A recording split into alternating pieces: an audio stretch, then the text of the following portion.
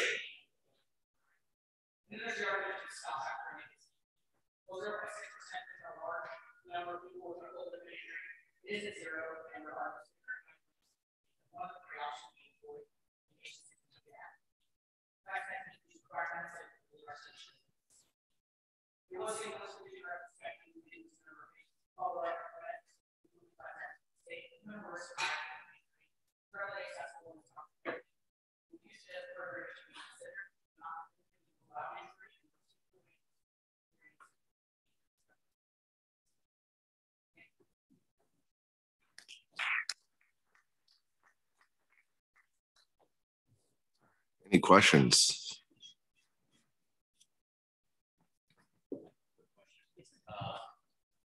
Thank you for your presentation. Do you involve your spine specialists in examining interpreting films, or is it just on the surface radiologists? Whether or not that's that a bit clear.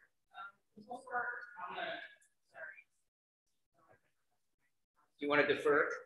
Yeah. You can phone a friend right now if you want. Yeah, no, it's basically based on the trauma surface and radiology. If there's any concern, especially people, that would be a big deal to get an MRI, we usually have the neurosurgeons comment on it. But the routine clearance is through the trauma team.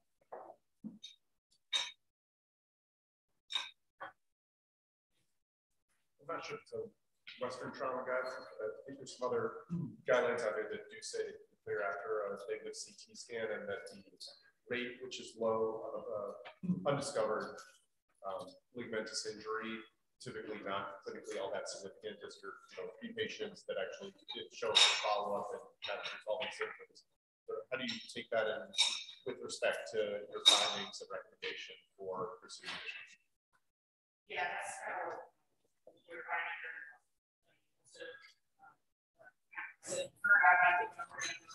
something done to the patient have it, I think. So our question was safe and management for using that. And then, yeah, it's not a lot of hard, of course, in the next sector. If you see something, not even almost separate, so we just want to look for it. But that's actually we're sending pretty sure we got all of it. And just make that opportunity for All right, thank you. Thank you.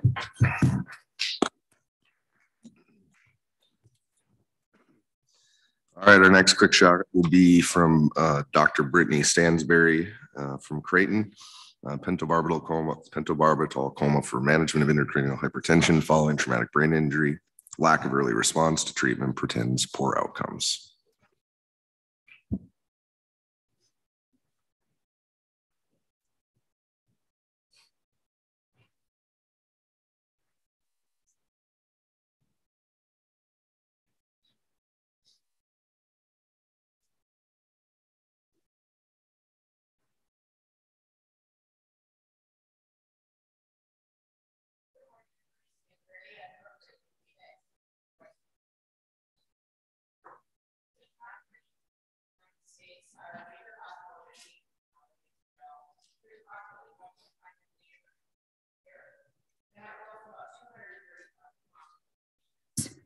Thank you. That results in about 230,000 hospitalizations and 60,000 subsequent deaths. The principal tenet of managing traumatic brain injury includes reducing secondary injury, particularly cerebral edema, as well as intracranial hypertension.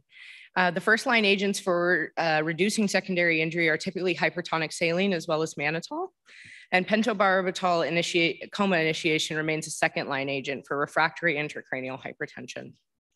The aim of our study was to evaluate the efficacy of pentobarbital coma with respect to intracranial hypertension management and long-term functional outcomes. This was a single center retrospective analysis conducted from 2014 through 2021 from both pharmacy records as well as our trauma registry. Inclusion criteria included patients that were greater than 18 years of age and receiving pentobarbital following a severe TBI. They were excluded if they were simultaneously receiving the drug for status epilepticus. Our primary outcome was GCS score at our last follow-up visit with the patient. Here you can see some of our key demographics. Almost all of our patients, 92%, were male, and the primary mechanism of injury was from motor vehicle accidents, 48% of the N of 25. 40% of the patients were interfacility transfers from another institution and had an average length of stay of 16.9 days in the ICU. The 88% of patients had an injury severity score of greater than 16, and 8 or 32% underwent tracheostomy during their admission, and 11 or 44% had some type of cranial surgery.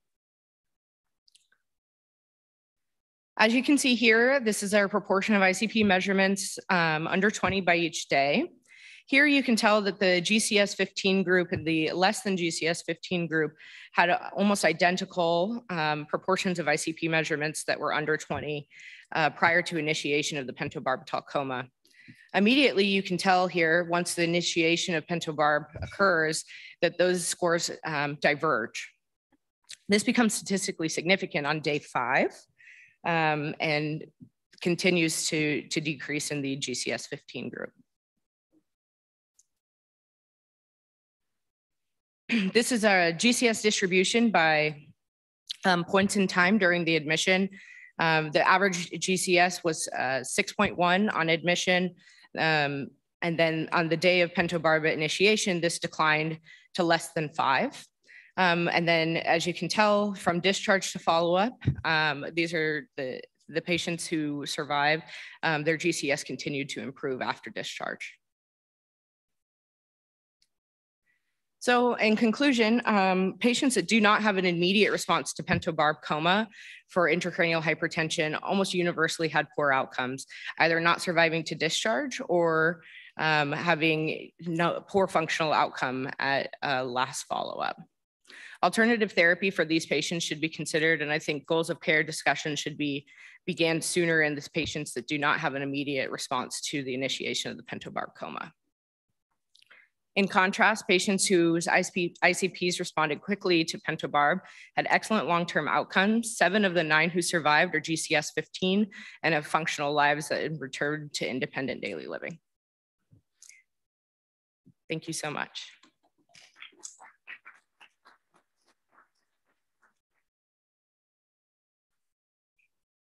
All right.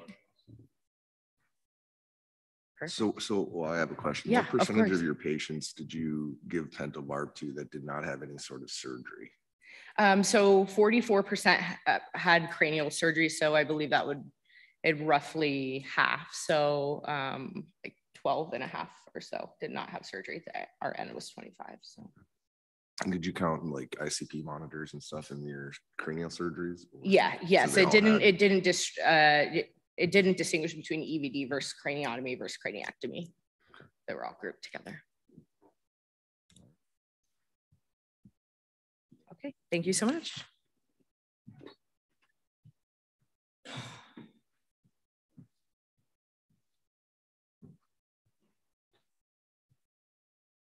All right, next we have Devin O'Toole from St. Joe's Hospital Medical Center, concerned for blunt bowel injury. Just ask your radiologist.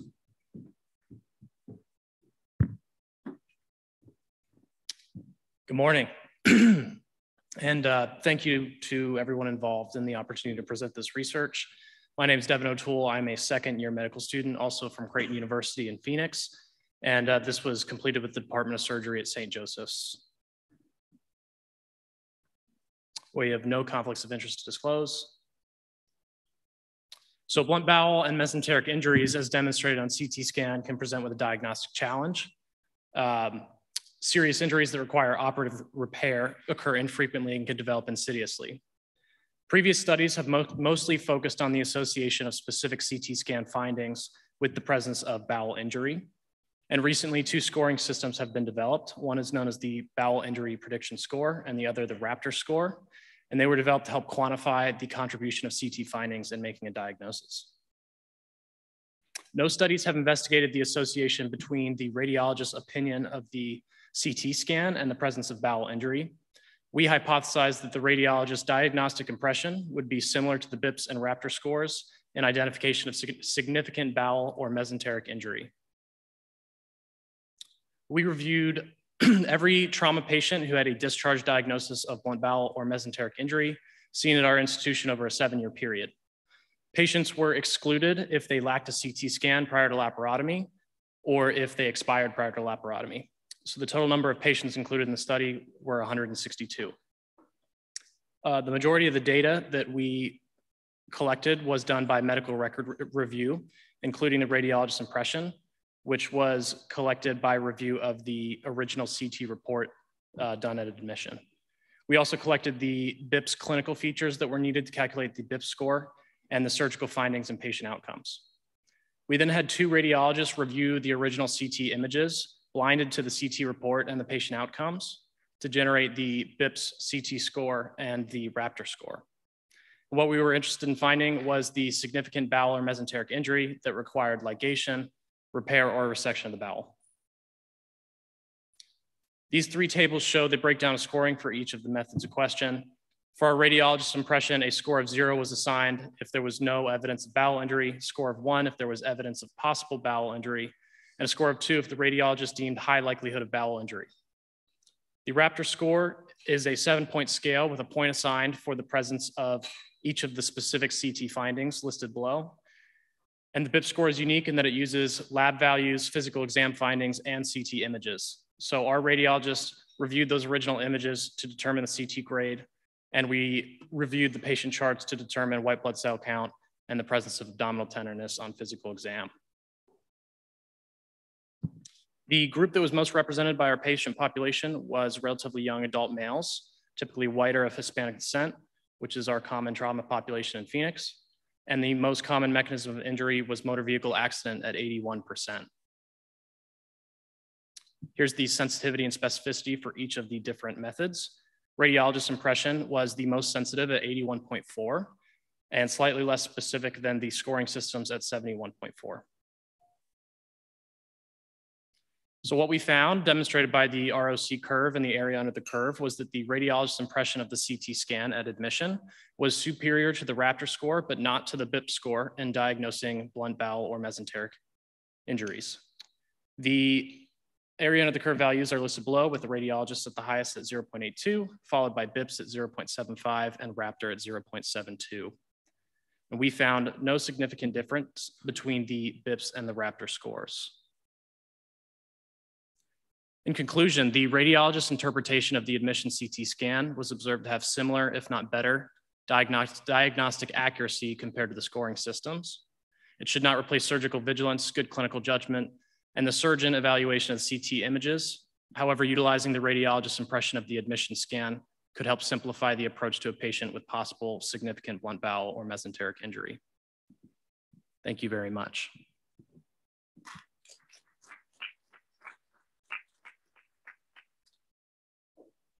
Quick question, nicely presented. You had 162 patients. Yes, ma'am. And did all of them have laparotomy? No, the patients who had laparotomy, I believe it was 72 out of the 162. So there were about 90 patients where it was, you didn't, you know, there's sort of the unknown. And, right. You know, that's what we always worry about is right. What we're all about is trying to identify the patient who needs operative intervention. So that's always the tricky part of those. Did you analyze those other patients who didn't have laparotomy for, you know, did they present later with a missed injury, or did you happen to look at those? So every patient, all 162 had some kind of diagnosis of injury. However, what we were interested in discovering was how well can the radiologist predict those injuries that need surgical intervention? Because really what this is about is reducing non-therapeutic laparotomies and also reducing delayed intervention. So you might want to include that as just the non-therapeutic laparotomies and then, you know, if there were missed injuries. So, but thank you. Yes, ma'am. Thank you very much. Yes, ma'am.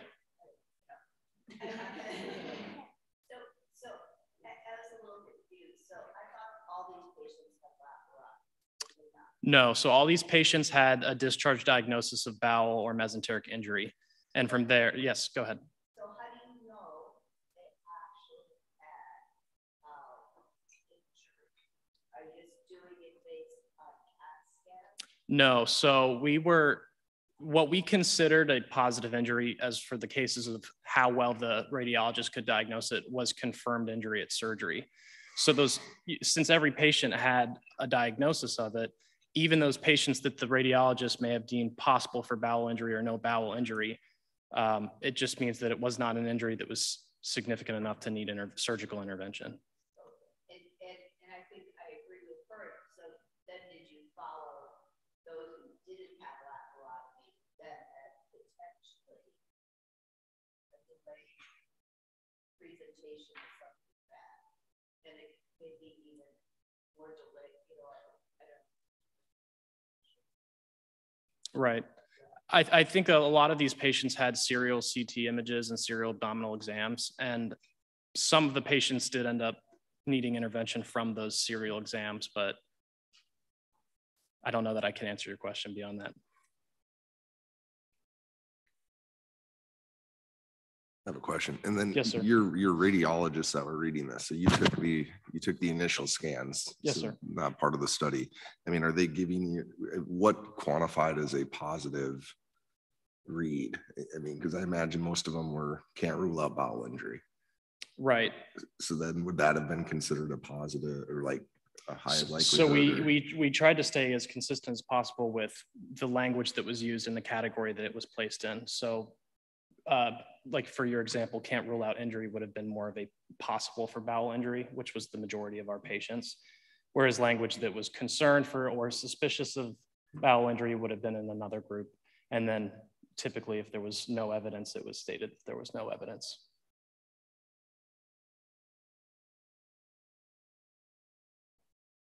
Okay, thank you very much.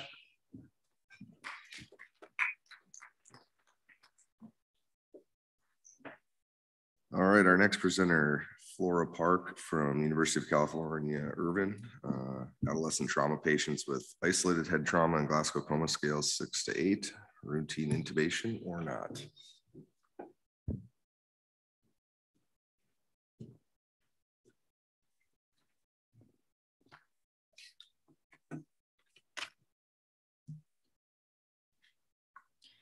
Good morning. My name is Flora Park, and I am a second-year medical student at the University of California, Irvine.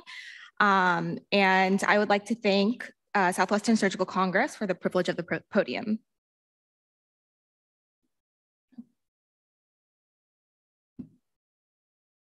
We have nothing to disclose. The American College of Surgeons Committee on Trauma and Eastern Association for the Surgery of Trauma both recommend protocolized endotracheal intubation for trauma patients with a GCS of 8 or less. Although these guidelines have been widely accepted, there are few scientific studies supporting routine intubations for these patients. More recent reports in adult trauma patients with blunt head trauma suggest that routine intubation may even be associated with an increased risk of complications and mortality. The adolescent trauma population is of particular interest as there are conflicting reports regarding intubation in this population with potentially either an increased or decreased risk of complications depending on the study. Therefore, this study aimed to evaluate the impact of routine intubation for adolescent trauma patients with isolated TBI and GCS of 6 to 8. We hypothesized an increased risk of mortality, complications, and hospital length of stay in adolescents undergoing routine intubation compared to those not undergoing routine intubation. We used the ACS Trauma Quality Improvement Program database from 2017 to 2019 to retrospectively examine adolescents 12 to 16 years old presenting after isolated blunt head trauma, defined as an abbreviated injury scale or AIS less than or greater or less than or equal to 1 for the spine, chest, abdomen, upper extremity, and lower extremity, with GCS 6 to 8 on arrival to the hospital. All patients with a penetrating mechanism injury transferred from another hospital, dead on arrival, or who underwent an emergent operation from the emergency department were excluded. The primary outcome was mortality and secondary outcome was hospital or ICU length of stay. We also collected demographics, vitals, and additional clinical outcomes. Frequency statistics were performed for all variables of interest. A chi-square test and Mann-Whitney U test were used to compare categorical and continuous variables respectively. We also performed a multivariable logistic regression to evaluate the risk of mortality associated with intubation. From 141 adolescents, 51.8% were intubated upon arrival. The median age for both cohorts was 15 years old. Intubated patients had a higher rate of severe head trauma compared to non-intubated patients and more commonly presented after a motor vehicle collision. Otherwise, there were no major differences in demographics between the two cohorts. In terms of outcomes, when comparing intubated and non-intubated adolescents, there was a similar rate of mortality. Overall, adolescents had a very low rate of complications, and there were no differences in hospital length of stay or ICU length of stay between non-intubated and intubated cohorts. On multivariable regression analysis, after adjusting for age, sex, GCS, and AAS grade for the head, there was still no difference in associated risk of mortality between those who were intubated and those who were not intubated. In this national database analysis of adolescents with isolated TBI, routine intubation was not associated with a higher risk of mortality. This is in direct contrast from prior reports on adult TBI patients, where there was an increased risk of complications and mortality. The discrepancy in mortality between adolescents and adults could be attributed to several factors. The rate of ventilator-associated pneumonia and ARDS in adolescents is far less than that of adults, which may explain why their outcomes are similar with or without immediate intubation. Furthermore, adolescents are generally healthier with less comorbidities compared to their adult counterparts, which could lead to lower complication rates overall.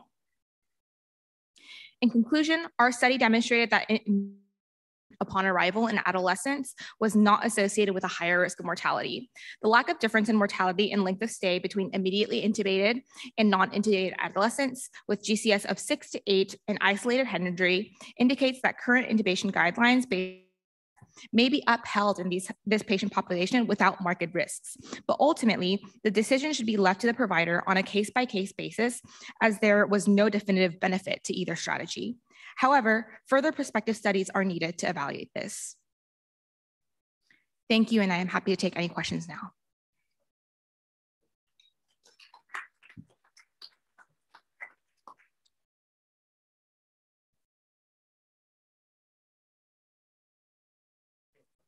Why did you exclude patients with penetration? Yes, we were looking specifically at patients with blunt head trauma. So we were thinking that penetrating injury would exacerbate the injury severity score. So therefore we excluded these patients.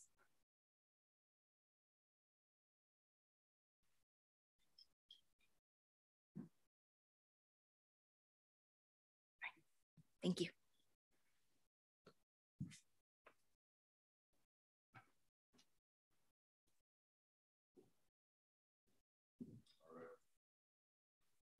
Our next presenter is Mary Lodano, traumatic vertebral artery injuries, when less is more. And I hope I said your name correctly.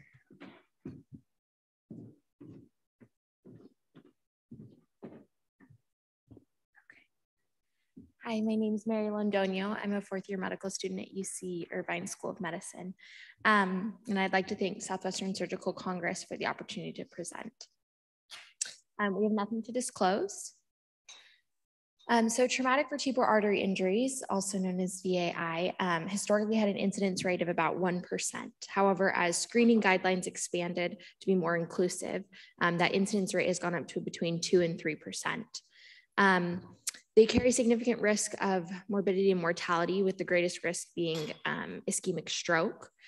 Studies report that ischemic stroke occurs between 20 and 60% of the time if untreated. However, if treated, that risk of vertebral artery injury decreases to about 0.5%. However, clear, explicit guidelines for how to treat and manage traumatic vertebral artery injuries remains poorly defined, and many trauma teams continue to debate whether aspirin versus anticoagulation should be used, if repeat CTA is needed, whether or not a consult to a specialist service is required. And so this uncertainty and this lack of clear guidelines sometimes can delay treatment for these patients, increase the risk of morbidity, and also increase the burden of cost on the patient.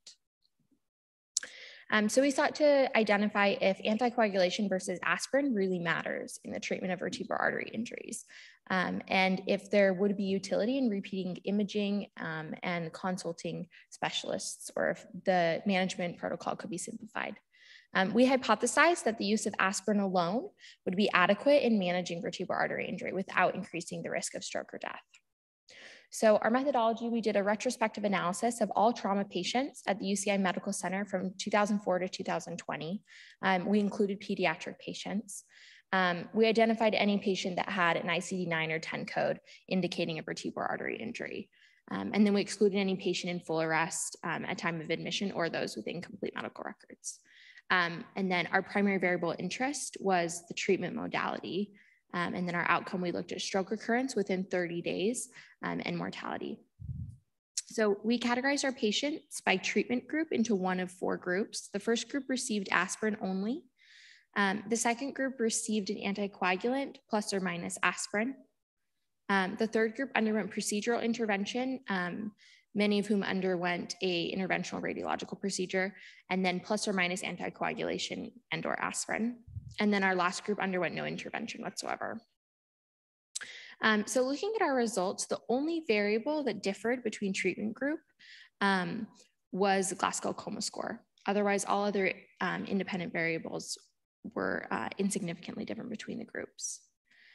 So looking at our outcomes by treatment group, the total rates of stroke overall were fairly rare, with about an 8%. And then as you can see, mortality and disposition didn't differ significantly between treatment groups. As you can see, our stroke rate originally showed to be significantly different between the groups. However, given the small sample size, we calculated odds ratios, and then we analyzed those for significance with Wald chi-square testing after adjusting for Glasgow Coma score and age. And after doing so, we found that there was no significant difference between treatment groups. Similarly, we did the same thing with the odds ratios of death, adjusting for age, and also found that there was no significant differences between treatment groups.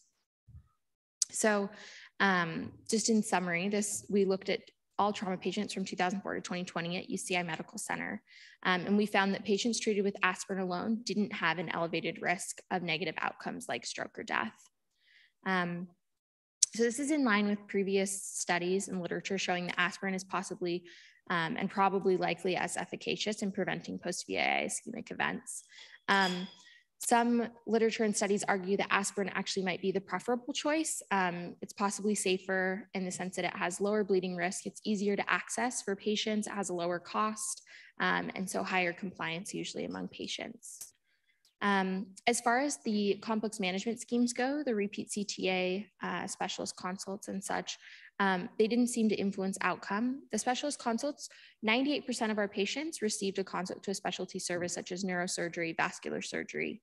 But of those consults, 80% recommended aspirin or anticoagulation. In other words, it didn't affect management. And then the CTAs, not all of our patients received a CTA. Again, those that did, it didn't change outcome in any way. And literature has shown that repeat CTA after traumatic VAI normally shows resolution or no change. So they're not extremely advantageous in deciding management. So some limitations of our study include those inherent in a retrospective analysis, including possible misclassification or missing variables. We also lack a level of granularity with respect to those variables that influence VAA outcomes. It was a relatively small sample size. And then to definitively say if aspirin is just as helpful in preventing or if it's sufficient, we would need a large randomized control trial. So in conclusion, traumatic vertebral artery injury can lead to devastating consequences if not managed timely and appropriately. But we've shown that aspirin alone might be sufficient to managing these patients and reducing their risk of stroke. And then further research is needed to replicate these findings. Thank you. Any questions?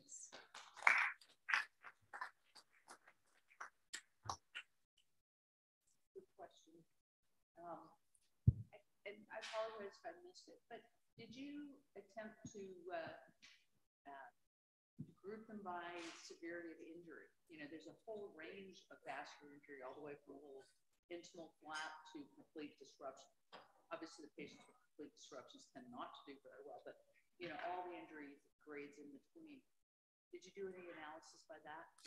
Yeah, so we had originally started to sort and include that, but given that it was just a retrospective analysis, looking at our data, some of our records were like insufficient to really identify the grade. And oftentimes the coding of the patient's diagnosis was just that there was a vertebral artery injury because there was an irregularity seen on screening. So we weren't really able to truly identify by AIS, which is another limitation.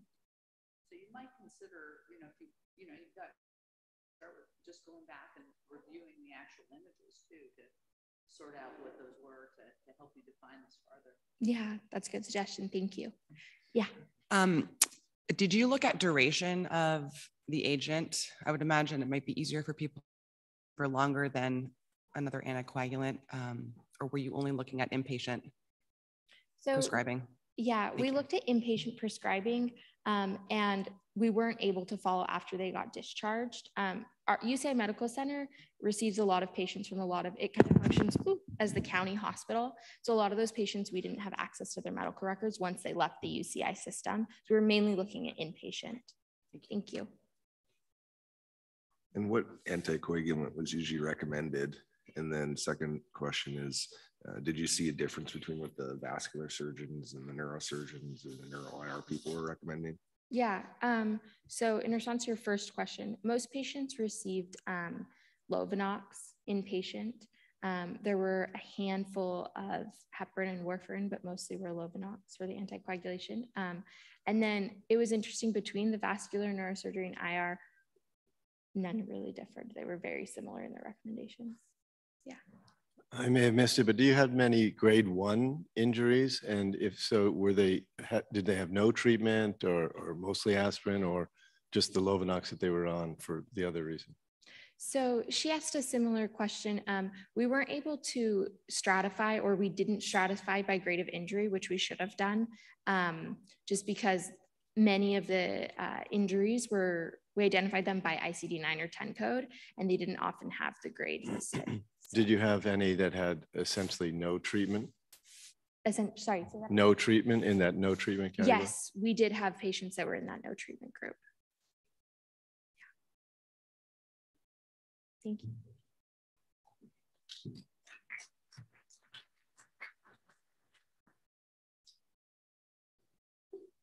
All right, next is Dr. Britton Donato from Mayo Clinic in Arizona, safety and efficacy of a bedside hybrid tracheostomy technique with the addition of Rommel tourniquet for high-risk patients on ECMO.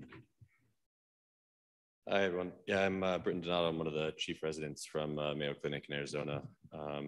And I will be presenting a tracheostomy technique that we kind of have implemented in really high-risk patients on ECMO that was kind of born out of the COVID epidemic. We have no disclosures. So as an introduction, as I was briefly saying before, we're quite a high center for VV ECMO. And through the COVID pandemic, obviously, the utilization of VV ECMO was substantially increased. And as such, a lot of these COVID-19 patients ended up requiring some long-term airway management, usually in the form of tracheostomy. Initially, we were really struggling in these patients because often anticoagulation was a pretty significant problem. And as a consequence of that, bleeding was a substantial issue. And bleeding complications after tracheostomy can have some pretty substantial issues with folks on ECMO, especially those in COVID-19, as they're critically sick and often a little bit tenuous. And so in the combination of these things, we kind of had thought, one, how do we manage anticoagulation in these folks, and what's the appropriate way to do so? Because there wasn't much literature on it at the time. And technically speaking, is there any way we can try to minimize or mitigate the risks in terms of post-operative bleeding in these patients? And that's kind of how the whole study was sent out, and we came up with this addition. We ended up essentially doing a hybrid dilational technique under bronchoscopic guidance. And then we also added a Rommel tourniquet around the tracheostomy stoma that ended up proving very useful in these patients. And we've actually, as an institution, kind of adopted it. And we now use this pretty routinely in our patients. So the methods, since the time of onset, there were about 24 patients that met criteria, all of which were on VV ECMO. They underwent a bedside hybrid dilational tracheostomy technique with the addition of that Rommel tourniquet. These are done from the start of the COVID epidemic, as I said, and we went until about a year ago. The primary outcome that we had followed was post-operative bleeding. There's some secondary outcomes we looked at were anticoagulation management, if this was associated with any increased risk of bleeding, time from intubation to tracheostomy, and then time from ECMO cannulation to trach. All these patients were followed in their hospital stay, either to discharge or death, and then all of those that were discharged were subsequently followed or continued to follow longitudinally. Some of our demographics, just of our patients, average age was 42. A part of this is a little bit younger than are non-COVID, because the majority of our patients were in fact COVID positive. The gender was split pretty evenly, 12 females and 12 males. 17% of them were Hispanic, and the average BMI was 34, which was likely, again, associated with the COVID-19. They tend to be a little bit more higher on the obesity scale, which also complicated the tracheostomies a little bit. So with respect to the technique, it's a pretty standard hybrid dilational technique from the beginning, just a surgical cut down. We did use electrocautery down until we got to the level of the airway, and then we ceased to use electrocautery after that. We use a bronch to confirm our location to place our trach. Standard Seldinger technique was then used to place the tracheostomy. We use an amp of epi in 20 mLs of normal saline, and we place it in the subglottic space after we insufflate the balloon. We found this to be kind of helpful with local hemostasis at the time. We then place a purse string suture with O-proline around the tracheostomy stoma and place this on a Ramel tourniquet. This is kind of the unique part of it that we kind of had devised over the course of a couple of months. And then we do a final bronchoscopic evaluation, a little bit of pulmonary toilet. This is our tray that we bring in. This was kind of an important setup for us, especially with the COVID folks, just to be able to have everything that we would need. And we just used a standard tracheostomy tray. This is kind of showing on the left, the 4-paneled image, our tracheostomy that was done at bedside. And on the right, you can kind of see how we had utilized that Ramel. And it was either secured with a hemostat, or we ended up fashioning a clip as well. This would be placed at the time of surgery. We'd leave it up for 48 hours post-operatively. And then after 48 hours, the Ramel would be taken down. Some of our initial results, which I'll go into, but something I just wanted to highlight, the mean preoperative ventilatory days, meaning days from intubation to the time of tracheostomy, was 19 days. This is a little bit long. Oftentimes, the recommendation is less than 2 weeks. This was a little bit long in our study, I think, because initially, as a lot of our folks were COVID positive, we weren't really sure when that time was. There was also a little bit of delay because at our institution, we would also try to wait for them to be PCR negative before we would proceed with tracheostomy. We later started to kind of shorten those, and at this time, later on, we kind of cut that down to about 7 days. But overall, our mean time anticoagulation was held preoperatively was 4 hours. Mean time postoperatively was about 5 hours. There's no association between increased risk if this was held greater or less, and the postoperative bleeding was about 16.7%. So the primary outcome, as I said, so 16.7% of our patients, 4 out of the 24 had postoperative bleeding after surgery, meaning that after that 48-hour period, we took the Ramel down and they bled peristomally. Oftentimes it wasn't an insignificant bleed. Fortunately, the usefulness of our Ramel is we would just loosen it. We wouldn't actually take it out. So we just put some hemostatic packing around the area and tighten the Ramel. Leave this up for 24 to 48 hours and then check again. And fortunately, in all 4 of these patients, that was satisfactory to attain hemostasis. No surgery was required. And fortunately, in a lot of these critically ill patients, it didn't require a second operation or move to the operating room, which was quite beneficial. Some secondary outcomes. The average time anticoagulation was held was 4 hours. Average time resumed was 5 hours. No associated with increasing risk based on time. There was a single outlier in our study that was excluded. It was held for like 5 or 6 days post-operative. This was actually because the patient had ongoing GI bleeding due to some chronic ulcers. And so anticoagulation was held for that reason. If you include that and find a median, the median is still 6. And if you include him in the study, the average goes up to 11. So he was decided to be excluded because it was really unrelated to our tracheostomy. Overall, there were 8 deaths in our study group. This is about a third. All of these were due to COVID-19, and 7 of these were actually had deaths prior to ECMO decannulation. So in our small series that was kind of born out of the issue of bleeding in these critical patients, we did find that this hybrid technique done bedside with the addition of a Ramel tourniquet is actually a very safe method for airway management and bleeding. And it kind of has become the adopted way that we do all of these now in these critically ill patients. There were no issues with peristomal necrosis or skin integrity when tightening the Ramel. And we have also kind of adopted this technique in all of our ECMO patients that are done for any other cardiothoracic reason. Questions?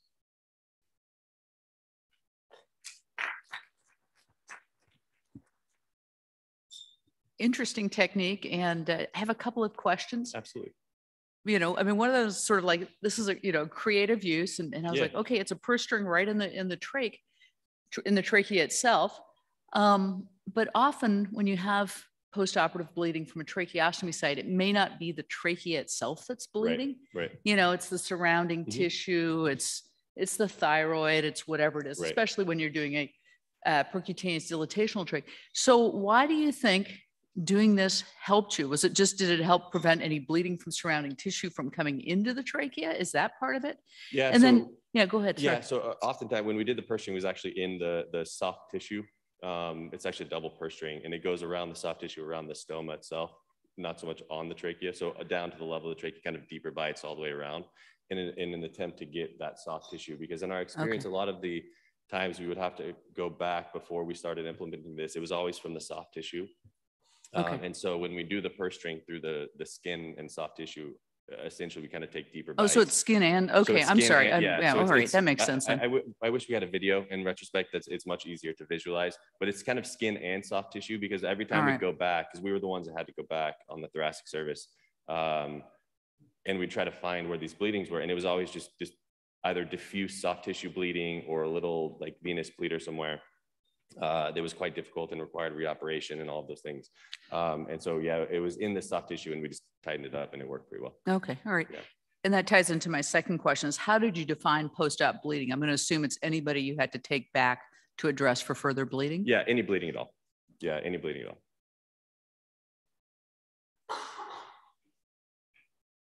Any other questions? All right, thank you. Was there one more? Oh. My name is Izzy Bahari from Amarillo, Texas. Excellent presentation, by the way.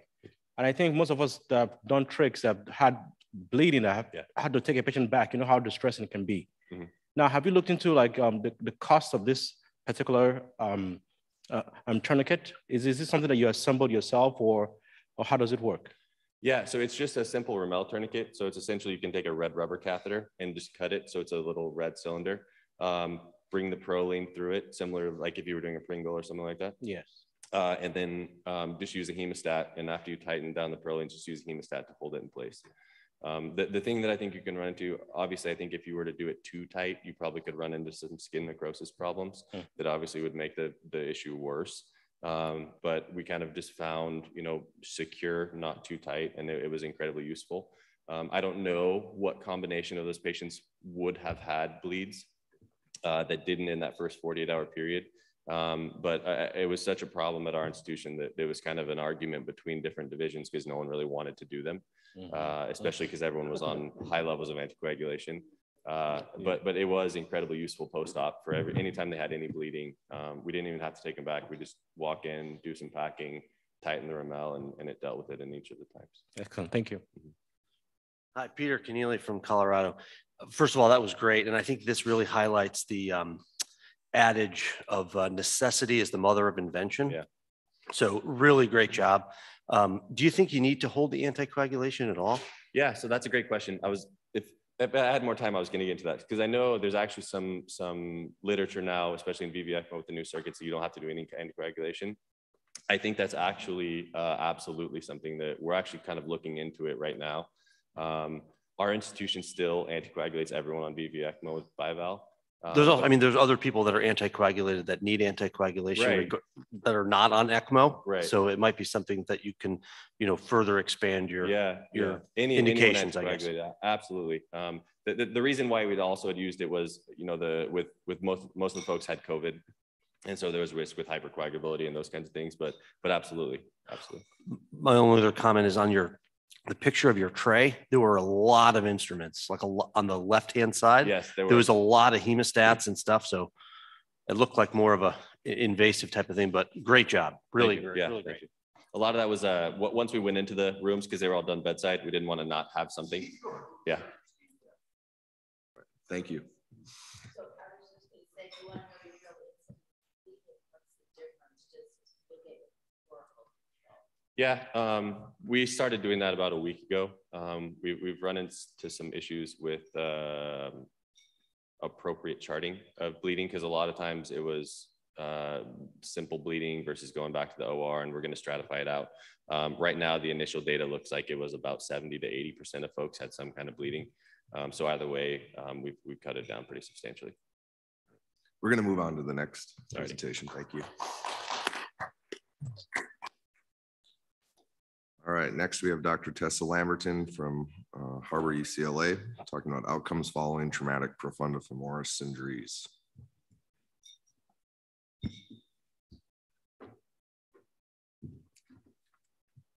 Good morning. I'd like to thank the Southwest Surgical Congress for allowing me to present.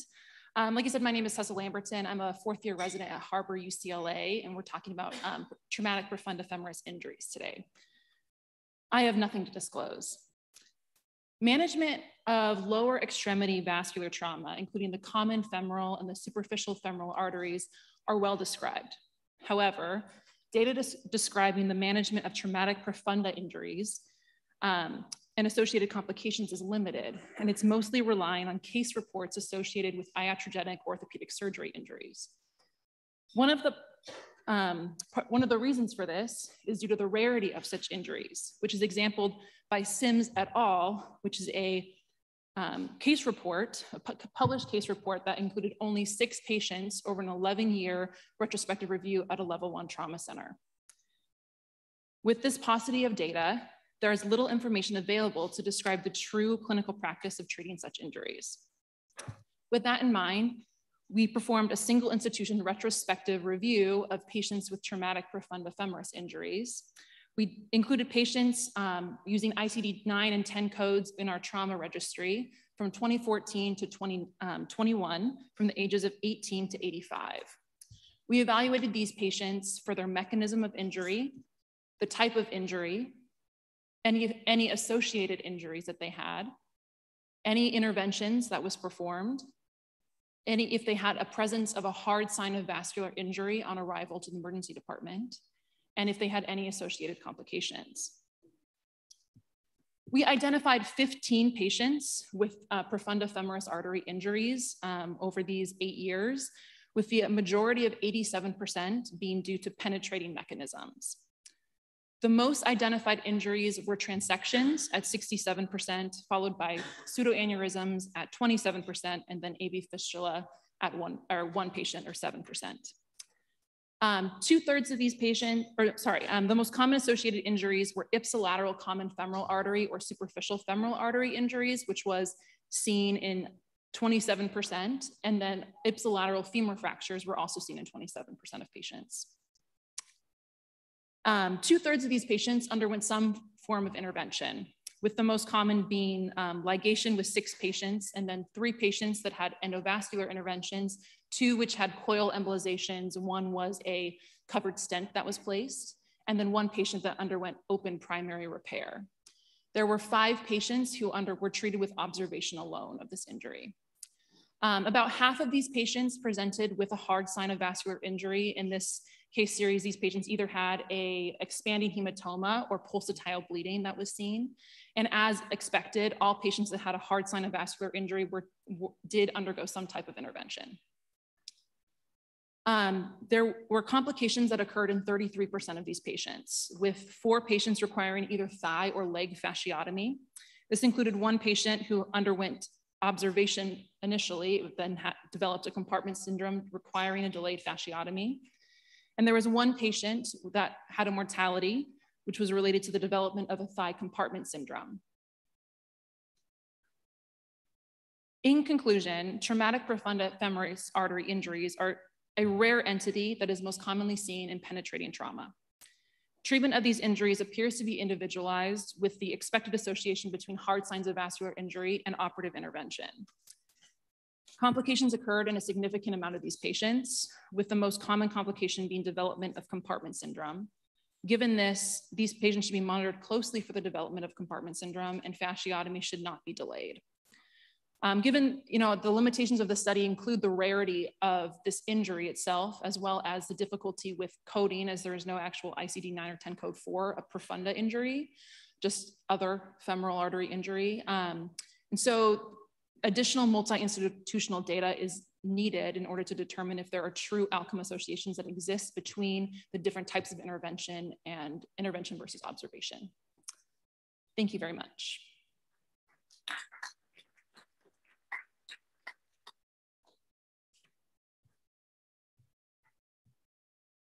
So would you recommend empiric fasciotomies when you have empiric thigh fasciotomy for fund injuries? You know, I don't think so. There was still, out of these patients, only 2 required thigh fasciotomies. Out of the 15, the one patient that unfortunately had a mortality was, you know, also one of the blunt injuries that was found down. And so I think it was kind of a combination of those things. But I do think that you should have a pretty low suspicion and be monitoring these patients very carefully for developing either thigh or leg compartment syndrome, which did, you know, occur in both.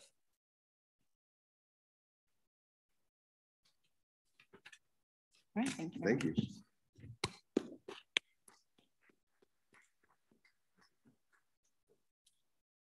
All right, next is Dr. Daniel Wynn. Yeah. Level 1 trauma center neurosurgical treatment of gunshot wounds to the spine.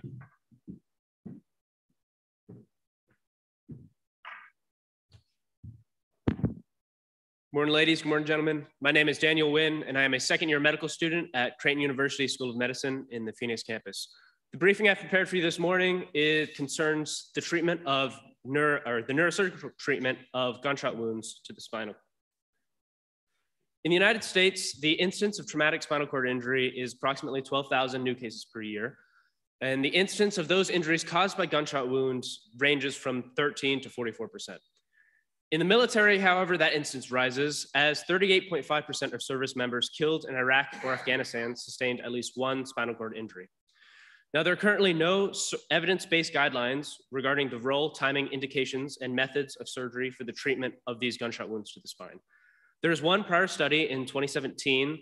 However, unfortunately, due to the rarity of this patient population, they're only able to study 7 patients. There's various treatment methodologies for gunshot wounds to the spine.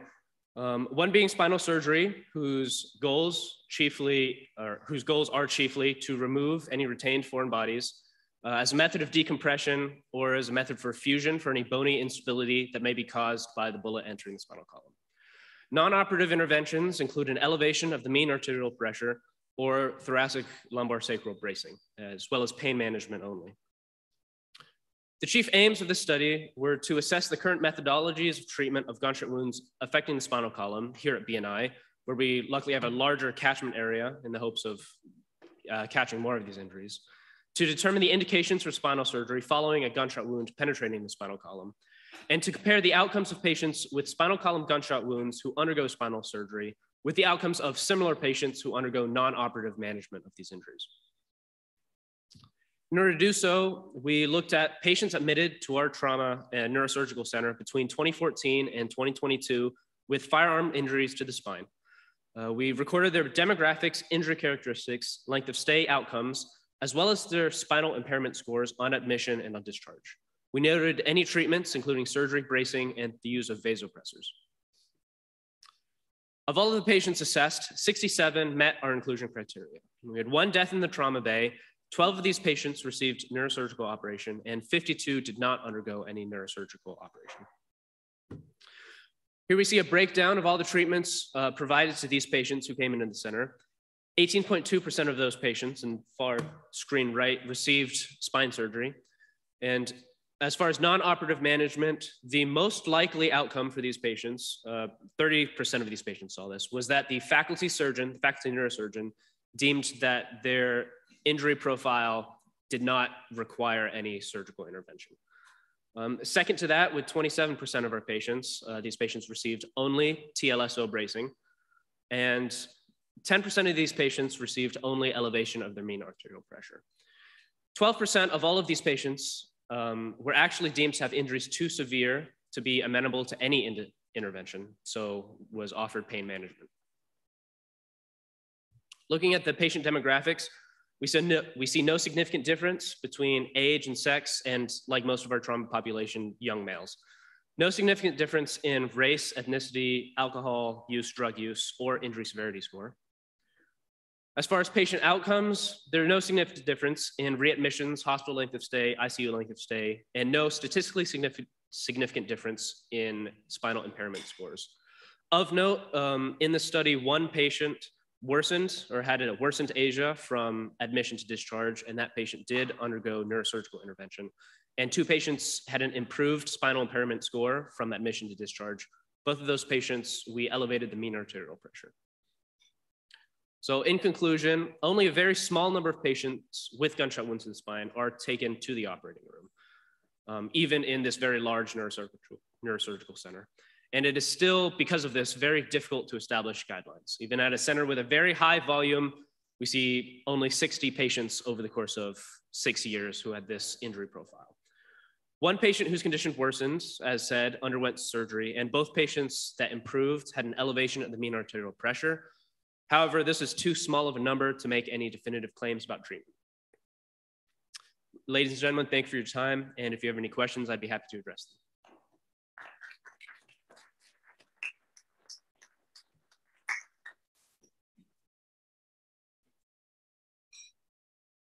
Sir. Ronnie Stewart, San Antonio. Really nice presentation. Great job, medical student. I think it is hard, but to me, looking at them overall as a broad group, does it kind of do it justice? You have to, the key question, most are stable. Everyone knows that low energy gunshot wounds to the spine are stable. So they're not going to need any sort of operative intervention for that.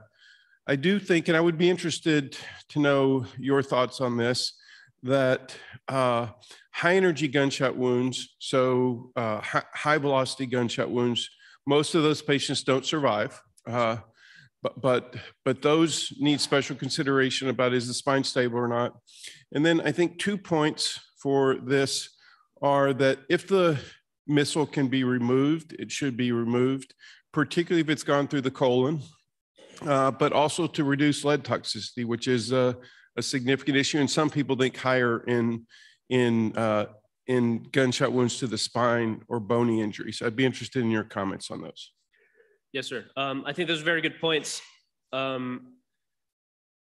Unfortunately, looking at the patient data, of course, there is not in operative reports or patient stay much comment on the velocity of bullets. I think very rarely do residents note whether it's a 9mm or a 7.62.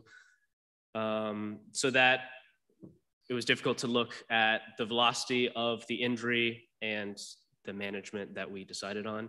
But I do think that that would be a very interesting study to look at, as I can assume, or I don't want to make assumptions, but in a civilian setting, there are probably more 9mm injuries than there is in a military setting, in which you'd probably see more 5.56 or 7.62 injuries.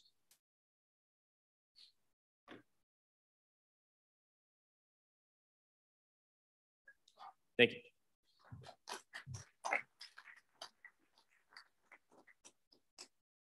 All right, our last presentation of the morning, Dr. Daniel Kusher from Chandler Regional.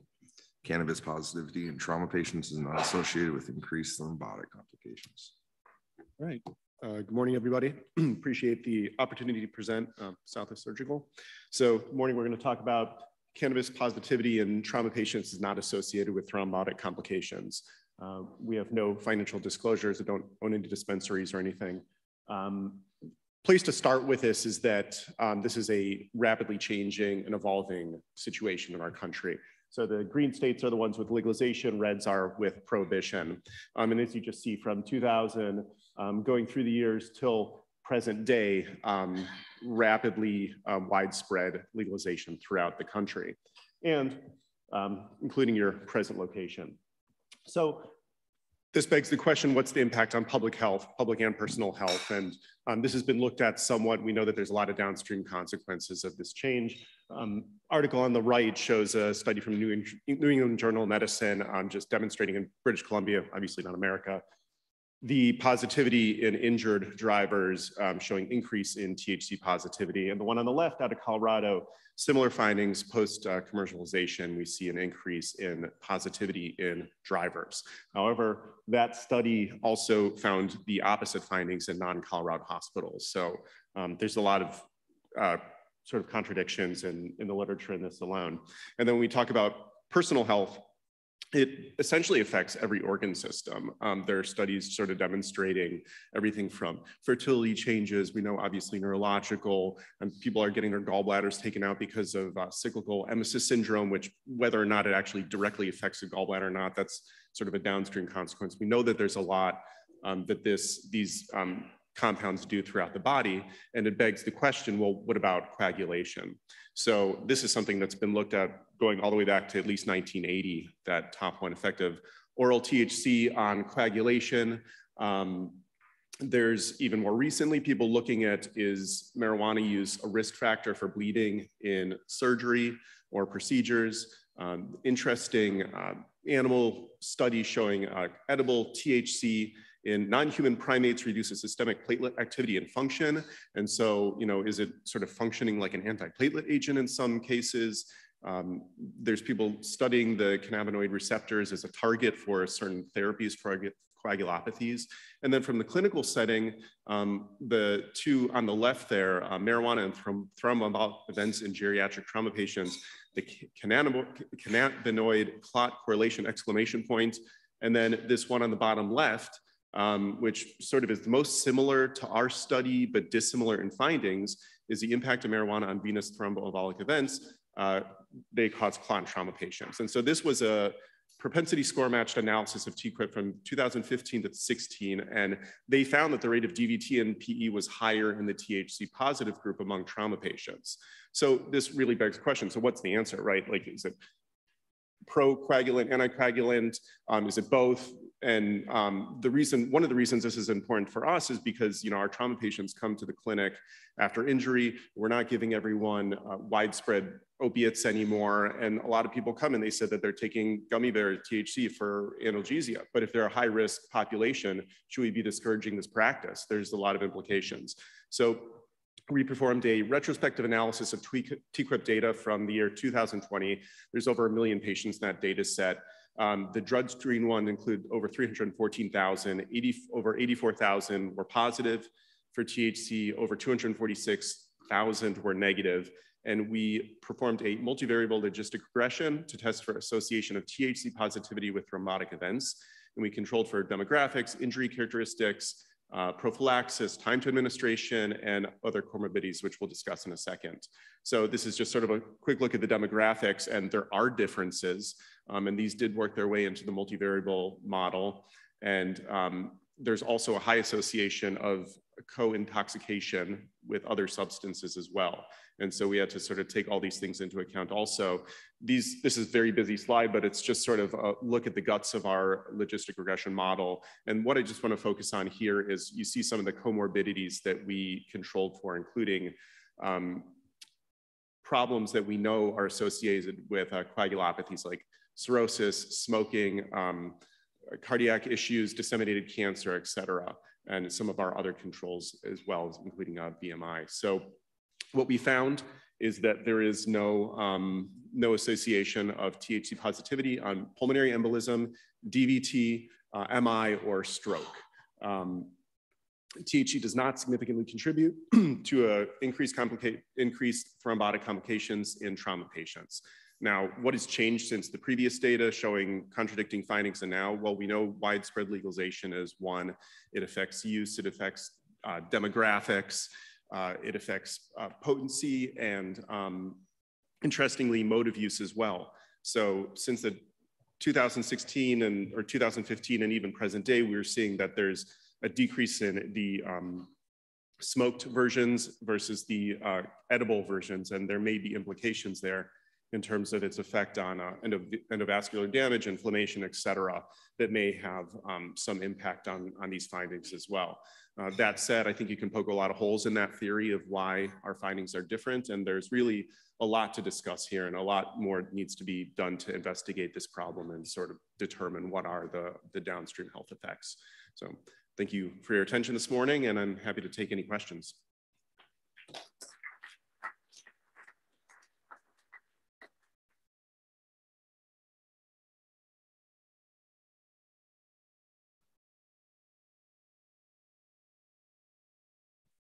Hello, excellent talk. My name is Kelly Harrell. I'm from UT San Antonio. So I just had a question regarding your data was collected in 2020.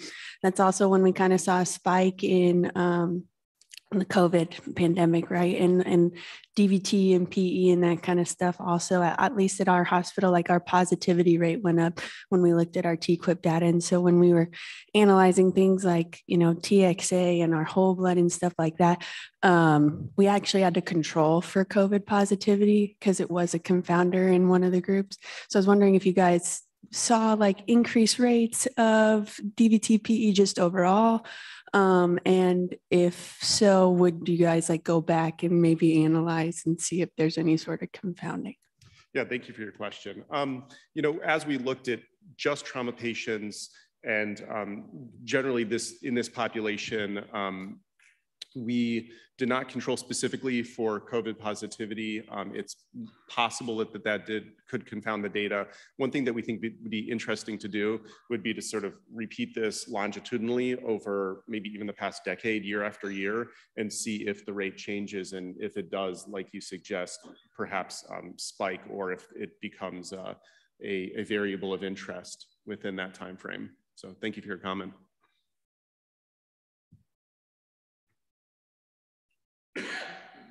All right. Thank you, everybody.